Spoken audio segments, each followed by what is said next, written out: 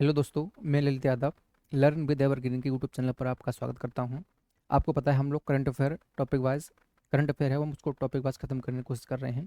इसी क्रम में मैं अगली वीडियो लेकर के आया हूं जिसमें हम लोग सन 2023 की जितने भी महत्वपूर्ण योजनाएं थी, जो स्कीम थी, पेपर में पूछी गई हैं या पूछी जा सकती हैं, हम लोग उसी पर चर्चा करेंगे। तो ये लेक्चर बहुत ही ज़्यादा इंपॉर्टेंट रहने वाला है आपकी परीक्षा में। अगर क्वेश्चन यहाँ से इस योजना से कोई क्वेश्चन आता है तो इससे आपकी इस वीडियो से वो कवर हो जाएगा।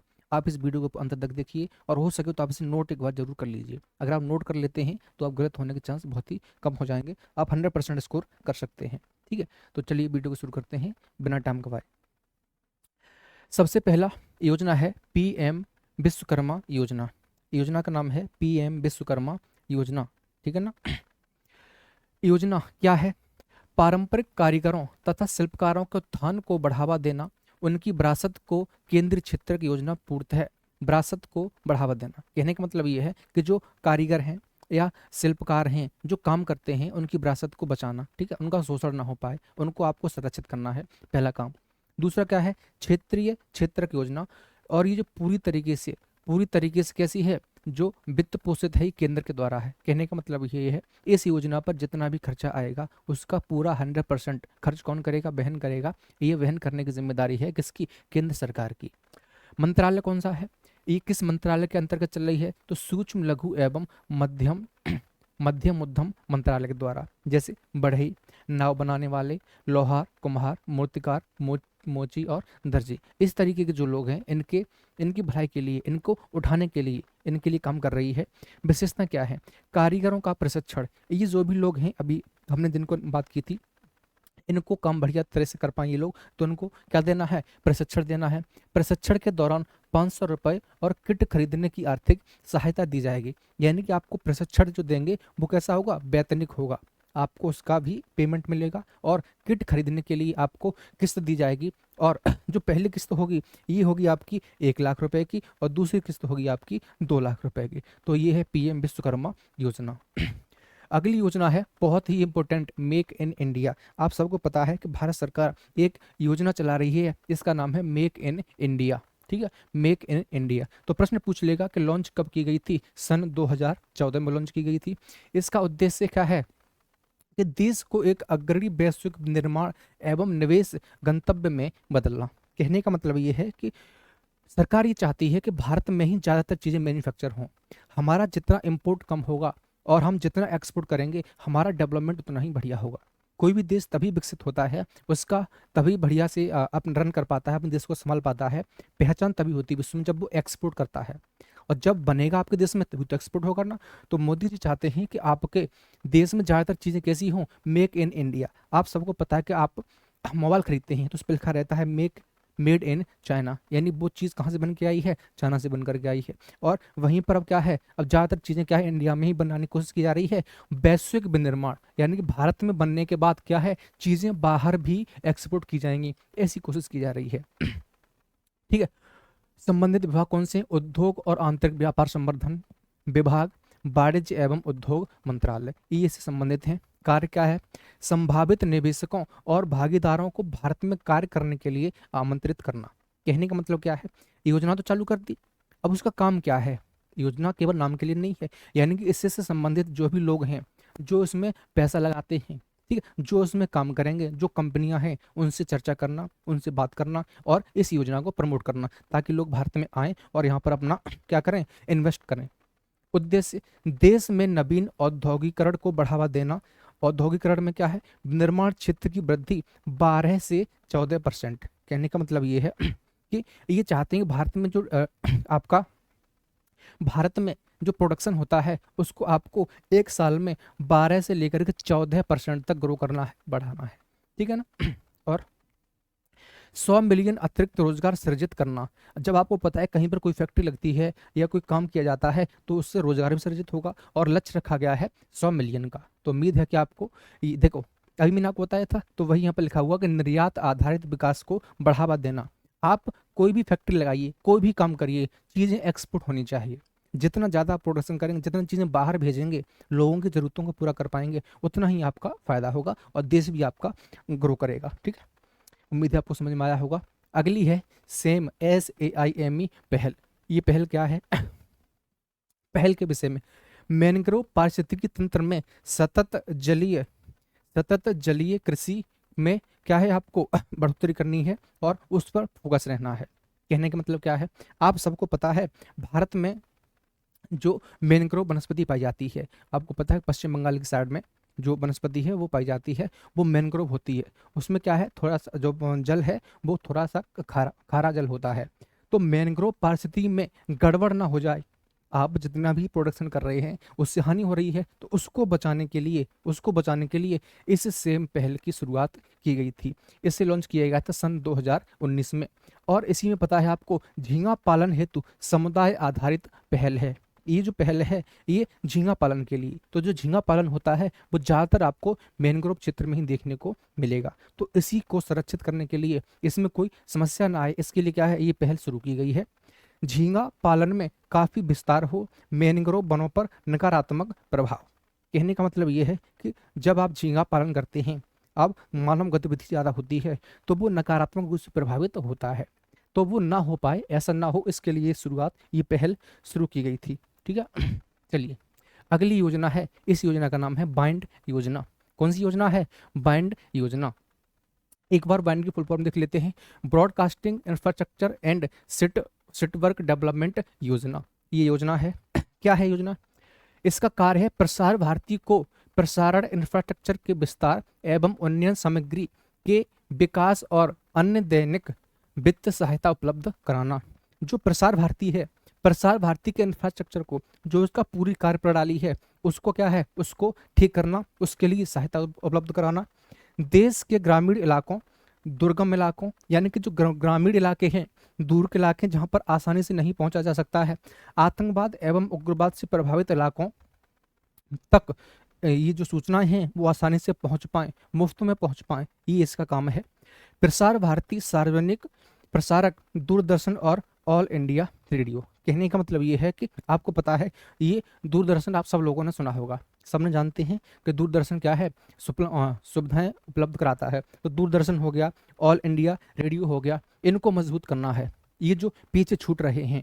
ठीक है। अब आजकल आपको पता है ऑनलाइन का ज़माना है, तो ये जो चैनल है बहुत ही ज़्यादा इन पर क्या है, नेगेटिव इफेक्ट पड़ा है, बहुत ज़्यादा पिछड़ रहे हैं। इन्हीं को क्या उपलब्ध कराया जा रहा है, क्या सहायता दी जा रही है, देख पा रहे हैं, वित्त सहायता दी जा रही है। उम्मीद है आपको समझ में आ गया होगा कि बाइंड योजना क्या है।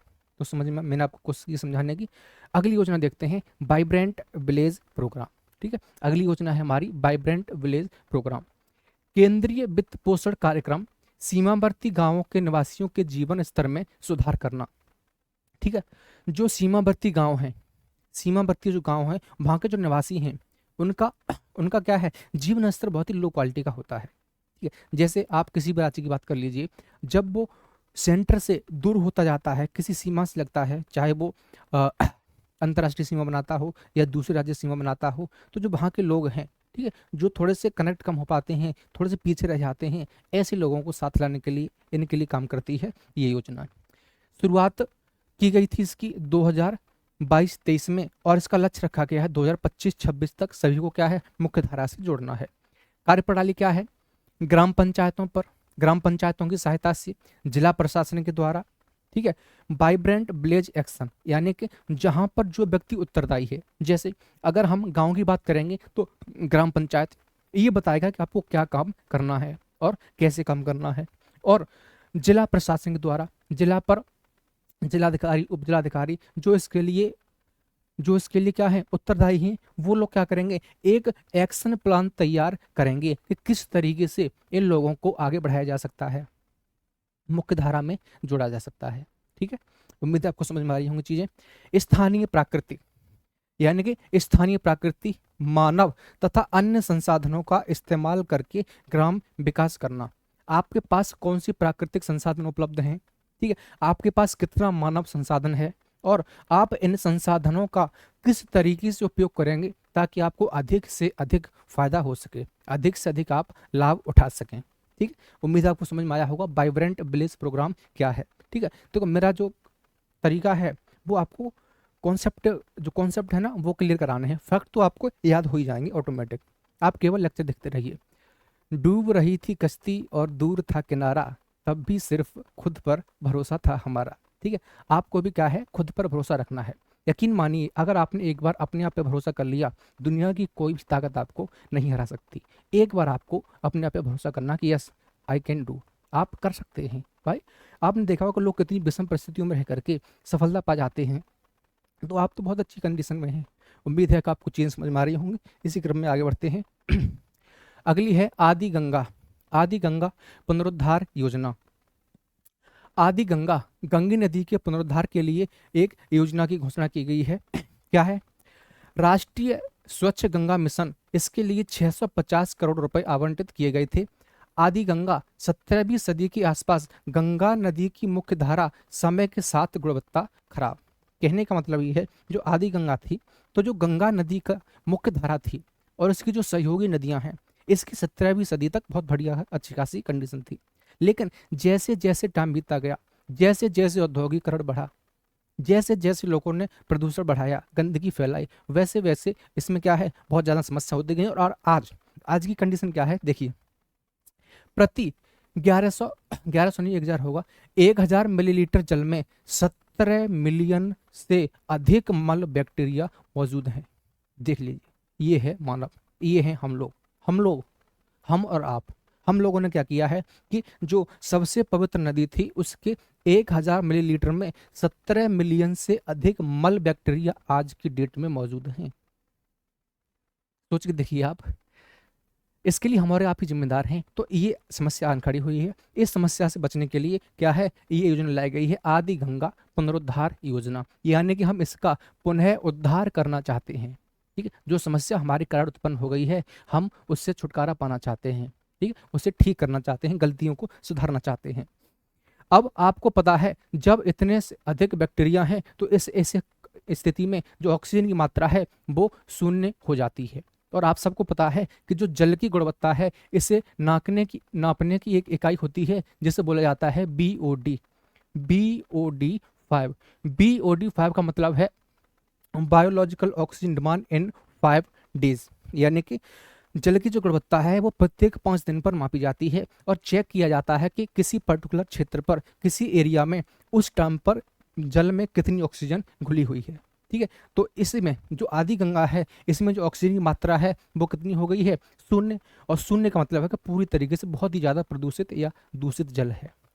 अब एनजीटी ने क्या किया है, पश्चिम बंगाल की सरकार को निर्देश दिया है कि आपको 23 सितंबर 2025 तक याद रखना है। कब तक काम पूरा करना है, 2025 तक इस पुनरुद्धार कार्य को समाप्त करना है। ठीक है, उम्मीद है आपको समझ में आया होगा। अगला है स्माइल और श्रेष्ठ योजना। अगली जो योजना है, इस योजना का नाम है स्माइल और श्रेष्ठ योजना।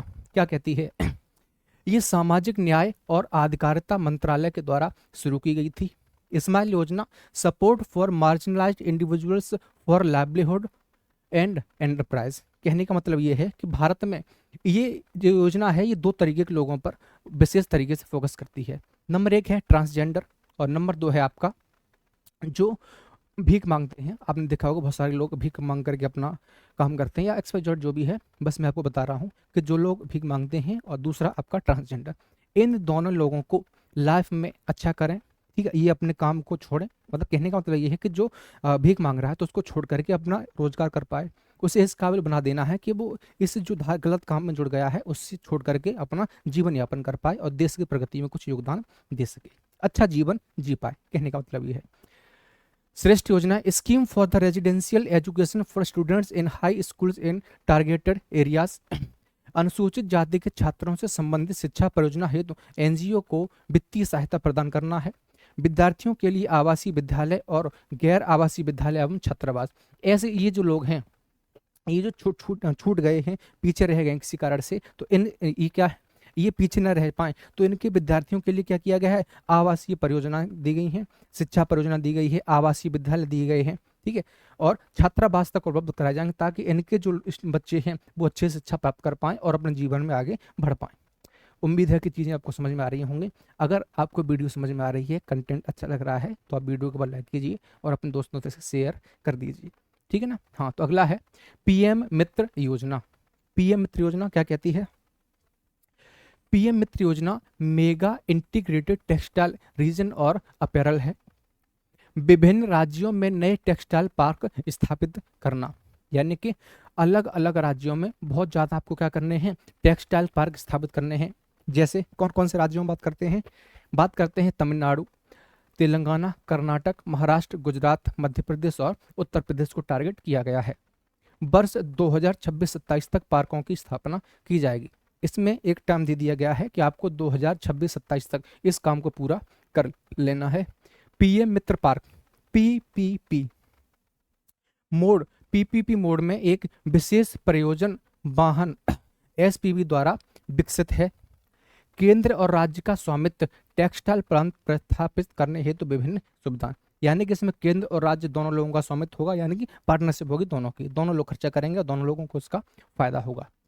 पोषण भी पढ़ाई भी कार्यक्रम, अगली जो योजना है पोषण भी पढ़ाई भी और पोषण भी पढ़ाई भी और कार्यक्रम महिला एवं बाल विकास मंत्रालय के द्वारा शुरू की गई है। आंगनबाड़ियों में प्रारंभिक बाल्यावस्था देखभाल और ईसीसीई पर केंद्रित है। Early childhood care and education, यानी कि आप सबको पता है जो बालक होता है, जो बच्चा होता है, उसे जितनी जल्दी उसे शुरुआत से ही नर्चर किया जाएगा, अच्छे से उसका ख्याल रखा जाएगा, वो आगे जीवन में उतना ही बेहतर कर पाएगा। ठीक है, तो इसी को ध्यान में रखते हुए पढ़ाई भी और पोषण भी, कहने का मतलब बच्चे को शुरुआत से ही अच्छा पोषण देना है और उसी के साथ उसकी पढ़ाई स्टार्ट करवा देनी है। बच्चा जितनी जल्दी से सीखना शुरू करेगा उतना ही जीवन में आगे अच्छा ग्रो कर पाएगा। तो ये जो कार्यक्रम है, ये जो स्कीम है वो इसी पर आधारित है। आंगनबाड़ी केंद्रों को पोषण केंद्रों के साथ साथ शिक्षा केंद्रों में भी बदलना। अब केवल ये नहीं है कि खाना खिला दिया और बच्चे खेल रहे हैं उल्टा सीधा पड़े हुए हैं, ऐसा नहीं है। आपको जो पोषण केंद्र हैं उसे शिक्षा केंद्र में भी बदलना है, यानी पोषण के साथ साथ आपको बच्चे को अच्छी शिक्षा भी देनी है शुरुआत से ही। अर्ली चाइल्डहुड यानी शुरुआत से ही, शुरुआती जीवन से ही। मातृभाषा को प्रत्येक बच्चे को प्रतिदिन 2 घंटे, आप सबको पता है इस विद्यालयों में अब बाल बाटिका स्कूल भी शुरू हो गए हैं, जिसमें 2 घंटे तक बच्चों को आराम से अच्छी क्वालिटी का खाना मिलता है और बढ़िया तरीके से उनको पढ़ाया भी जाता है। आंगनबाड़ी कार्यकर्ताओं का प्रशिक्षण, और इस पर खर्चा होगा लगभग 600 करोड़ का। यानी कि एक बात बताइए, जब बच्चे पढ़ेंगे तो उन्हें कोई पढ़ाने वाला भी तो होगा, और जो पढ़ाएगा भाई उसे भी तो प्रशिक्षण दिया जाएगा। क्या कोई बिना पढ़ाए किसी को पढ़ा सकता है? नहीं पढ़ा सकता। तो पढ़ाने के लिए भी पहले पढ़ना पड़ता है। उम्मीद है चीजें आपको समझ में आ रही होंगी। सॉरी। अगली योजना है शक्ति योजना। क्या कहती है? कर्नाटक सरकार राज्य द्वारा संचालित सड़क परिवहन निगमों द्वारा गैर संचालित महिलाओं को मुफ्त यात्रा की सुविधा प्रदान करना। यानी कि जो शक्ति योजना है ये किस सरकार की योजना है? कर्नाटक की योजना है। क्या है कि महिलाओं को मुफ्त में क्या करना है? यात्रा की सुविधा प्रदान करना। उद्देश्य क्या है? कार्यबल में महिलाओं की संख्या में वृद्धि। आप सबको पता है कि भारत में महिलाएं बहुत ज्यादा पिछड़ी हुई हैं। उन पिछड़ेपन में सबसे बड़ा कारण ये भी है कि महिलाएं काम पर नहीं जाती हैं। ठीक है, काम पर न जाने का कारण क्या है? आपको पता है कि उनकी तो पहले जो मजदूरी होती है वो कम होती है, वेतन दर कम होता है इनका। तो दूसरा होता आने जाने में जो उनका किराया लगता है, तो लोगों की मानसिकता बन जाती है कि आएगी जाएगी और पहले से इसकी जो पेमेंट है वो कम है, तो आने जाने का जो किराया है वो लगेगा, तो उससे अच्छा है कि वो ना ही जाए। तो इस चीज़ से छुटकारा पाने के लिए इस पर सरकार का ध्यान गया है। उसने क्या किया है कि कर्नाटक सरकार ने कहा है कि इनको हम मुफ्त में यात्रा मुफ्त कर देंगे, तो आने जाने का खर्चा बचेगा। इससे जो संख्या बल में क्या होगा? वृद्धि होगी। और जो सेवाओं की किस्त है वो कितनी रखी गई है? 2 लाख रुपए रखी गई है। अगली योजना है वैभव योजना। ठीक है, अगली योजना है वैभव योजना। वैश्विक भारतीय वैज्ञानिक, यानी कि भारतीय जो वैज्ञानिक हैं उनका वैश्व में नाम हो। ठीक है, वैश्विक में अपनी पहचान बनाए, उन लोगों से जुड़ें। भारत सरकार ने विदेशों में कार्यरत स्टेम का मतलब क्या है? एस का मतलब था, सॉरी मैं भूल रहा हूँ, stem science technology engineering mathematics और ये क्या हो गया आपका? मैथमेटिक्स और मेडिकल। ठीक है, ठीक हो गया ना? साइंस टेक्नोलॉजी इंजीनियरिंग मैथमेटिक और क्या था ये? अरे फिर से भूल रहा हूँ मैं, क्या हो रहा है भाई? साइंस टेक्नोलॉजी इंजीनियरिंग मैथमेटिक्स और मेडिकल। ठीक है, ये इन क्षेत्रों में, यानी कि जो 5 स्टेम है ना, जो 5 क्षेत्र हैं, इनके बीच में आपसी सहयोग तालमेल बैठाना, ठीक है, कॉपरेशन बैठाना अच्छे से, और बढ़िया तरीके से मैनेजमेंट स्थापित हो पाए, इसके लिए एक योजना शुरू गई है। इस योजना का नाम है वैभव। अब वैभव में क्या होगा, अब जो भारत के लोग हैं इन क्षेत्रों के लिए जो आपको स्टेम में लिखे गए हैं, इस क्षेत्र के लिए भारत सरकार फेलोशिप देगी। कहने का मतलब ये है कि भारत का कोई एक्स व्यक्ति है और ये किसी यहाँ दूसरे देश में जाता है, तो यहाँ पर साइंस टेक्नोलॉजी यहाँ पर सीखेगा, वो वापस आकर के भारत के लोगों को सिखा पाएगा। जब उसे बढ़िया एनवायरनमेंट मिलेगा, बाहर की टेक्नोलॉजी मिलेगी, बाहर जाने का मौका मिलेगा, तो वापस भारत में भी चीज़ें फैलेंगी, ठीक है, भारत के लोग भी इससे फायदा उठा पाएंगे। तो इसलिए ये शुरुआत की गई, इस योजना का नाम है वैभव योजना, ठीक है ना, वैभव योजना। भारतीय शोधकर्ताओं को विदेशों संस्थानों के साथ जुड़ना। अभी मैंने आपको बताया था कि जब भारत के लोग दूसरे देशों के साथ जुड़ेंगे, वहां पर जाएंगे, काम करेंगे, उनसे एक्सपीरियंस लेंगे, अनुभव लेंगे, वही आकर के भारत में बांटेंगे, ठीक है, इस तरीके से काम करेगी। उम्मीद है आपको समझ में आ रहा होगा।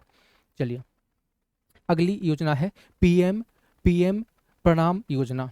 पीएम प्रणाम योजना क्या कहती है? Promotion of alternate nutrients for agriculture management. कहने का मतलब क्या है, उद्देश्य क्या है योजना का? उद्देश्य है जैव और उर्वरकों के उपयोग से धरती की उर्वरता को पुनर्स्थापित और पोषित करना। यानी कि भारत में जो भारत की कैपेसिटी थी प्रोडक्शन की, उसको जैविक उर्वरकों के उपयोग से उसे दोबारा से पोषित करना, और उसमें क्या है, दोबारा से पिछली स्पीड पर ही लेकर के जाना। राज्यों को वैकल्पिक उर्वरक अपनाने के लिए प्रोत्साहित देना कि आप अगर कोई किसी चीज़ की क्वालिटी अच्छी नहीं आ रही है, कोई प्रोडक्शन अच्छा नहीं दे पा रहा है कोई भी फसल, आप उसकी जगह पर दूसरे ऑल्टरनेट यूज कीजिए। रासायनिक उर्वरकों के उपयोग और संबंधित सब्सिडी को कम करना। और इससे पता क्या है, जब भारत सरकार किसी को सब्सिडी देती है तो उस पर खर्चा आता है, और खर्चा आपके सामने लिखा गया है 2.2 लाख करोड़।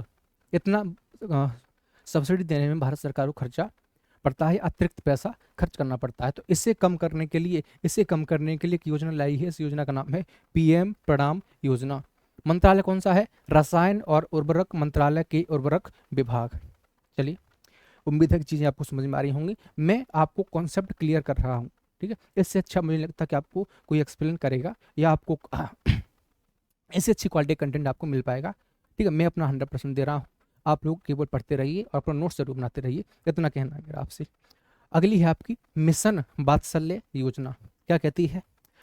महिला एवं बाल विकास मंत्रालय बच्चों की सुरक्षा सुनिश्चित करने के लिए एक मिशन चलाया है। ग्राम स्तरीय बाल कल्याण और संरक्षण समिति उन बच्चों की पहचान करेगी जो निम्न परिस्थितियों में हैं, जैसे या तो वो कहीं अनाथ हैं या फिर सड़कों पर रह रहे हैं। इसके लिए एक समिति बनाई जाएगी। ये समिति क्या करेगी? जो लोग सड़कों पर रह रहे हैं या जिनके जो बच्चे अनाथ हैं, ऐसे बच्चों की पहचान करेगी, फिर क्या होगा?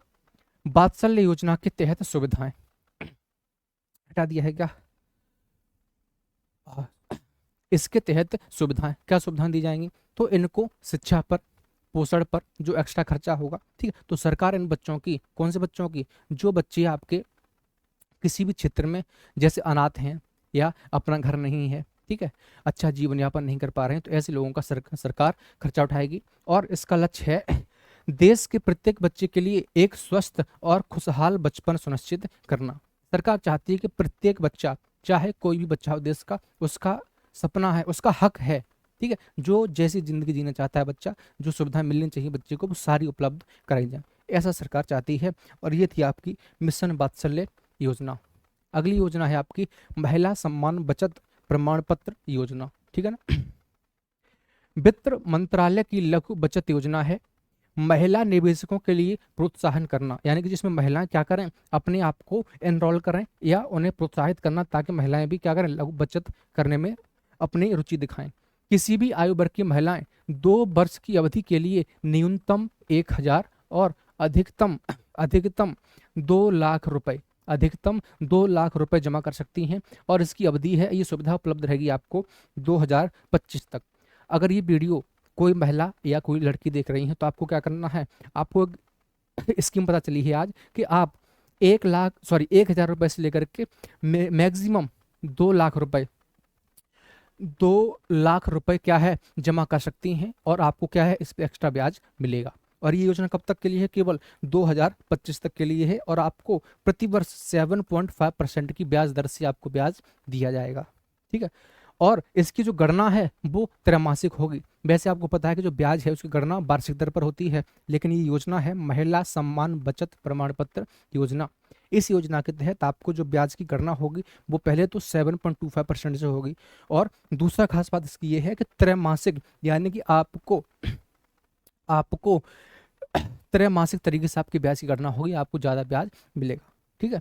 समय से पहले भी आप अपने खाते को बंद कर सकती हैं, तो आप इस क्लास के बाद जाइए, घर से पैसा उठाइए और क्या करिए, इस बैंक में जमा करके आइए। किस योजना के तहत मैं बता देना जा करके कि महिला सम्मान बचत प्रमाण पत्र योजना। और अगर कोई कर्मचारी मना करता है तो आपको ये मेरी वीडियो वहाँ पर ले जा करके दिखा देना कि कहना हमारे सर ने ऐसे हमको जानकारी दी है और भारत सरकार ये योजना चला रही है। ठीक है। आई होप कि आपको चीज़ समझ में आ रही होंगी। चलिए अच्छा, तो इतनी उम्मीद है कि आपको चीज़ समझ में आई होंगी। तो आप लोग कमेंट करके बताइए कि आपको जो आज का लेक्चर है वो कैसा लगा। ठीक है। आप जब कमेंट करते हैं तो उससे क्या है, हमें मोटिवेशन मिलती है काम करने के लिए और अच्छा मन लगता है। उम्मीद है चीज़ें आपको समझ में आ रही होंगी, और वीडियो देखने के लिए बहुत बहुत धन्यवाद। और अगर आपको वीडियो पसंद आई हो तो वीडियो को लाइक शेयर करना ना भूलिए। Thank you. जय हिंद, जय भारत।